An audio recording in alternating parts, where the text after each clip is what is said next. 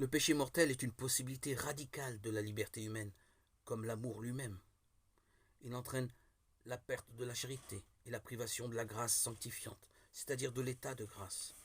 S'il n'est pas rejeté par le repentir et le pardon de Dieu, il cause l'exclusion du royaume du Christ et la mort éternelle de l'enfer. Notre liberté ayant le pouvoir de faire des choix pour toujours sans retour. Cependant, si nous pouvons juger qu'un acte est en soi une faute grave, nous devons confier le jugement sur les personnes à la justice, à la miséricorde de Dieu. On commet un péché véniel quand on n'observe pas dans une matière légère la mesure prescrite par la loi morale, ou bien quand on a désobéi à la loi morale en matière grave, mais sans pleine connaissance ou sans entier consentement.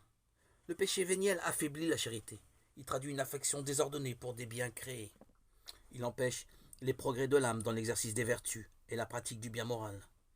Il mérite des peines temporelles. Le péché véniel délibéré et resté sans repentance nous dispose peu à peu à commettre le péché mortel. Cependant, le péché véniel ne nous rend pas contraires à la volonté et à l'amitié divine. Il ne rompt pas l'alliance avec Dieu. Il est humainement réparable avec la grâce de Dieu. Il ne prive pas de la grâce sanctifiante ou déifiante et de la charité, ni par suite de la béatitude éternelle. L'homme ne peut, tant qu'il est dans la chair, éviter tout péché, du moins les péchés légers. Mais ces péchés que nous disons légers, ne les tiens pas pour anodins. Si tu les tiens pour anodins quand tu les pèses, tremble quand tu les comptes. Nombre d'objets légers font une grande masse. Nombre de gouttes emplissent un fleuve. Nombre de grains font un monceau. Quelle est alors notre espérance?